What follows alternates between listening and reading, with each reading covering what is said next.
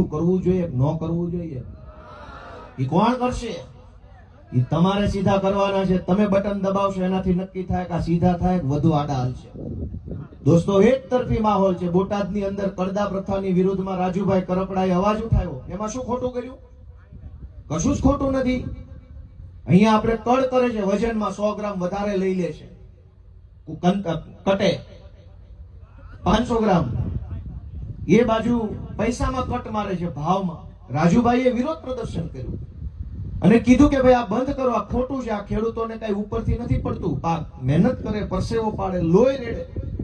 એ દિવસે એને હાથમાં મગફળી આવે કે કપાસ આવે કે સોયાબીન આવે, વેચવા જાવ એટલે એને લૂંટી લે છે.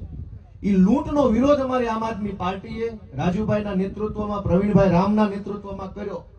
તો એ કડદો કરનારા ઉપર એફઆઈઆર નથી થઈ. કડદાનો વિરોધ કરનારા લોકો આજે જેલમાં છે નવા વર્ષના દિવસે. દોસ્તો, અમે બધું જાણીએ છીએ. એ બોટાદના હોય કે જુનાગઢના હોય કે વિસાવદરના હોય, લોઢાના મેડલ આપ્યા વગર જવા નથી દેવાના. એકની મારો સંકલ્પ છે દોસ્તો. અમને બધું આવડે છે, પણ તમે અમારા હાથ મજબૂત કરો ને એવું હું તમને હાથ જોડીને વિનંતી કરું છું કે અમારા હાથ મજબૂત કરો, થોડાક આશીર્વાદ આપો તમે. આ લોકો હાવ પેધી ગયા છે. સામાન્ય માણસની પીડા નથી દેખાતી. નહીં જેવી વસ્તુમાં આ લોકો હાવ. એટલે હમણાં એક ભાઈ આવ્યા હતા આપણા વિસ્તારના, કઈક ગોઠણનું ઓપરેશન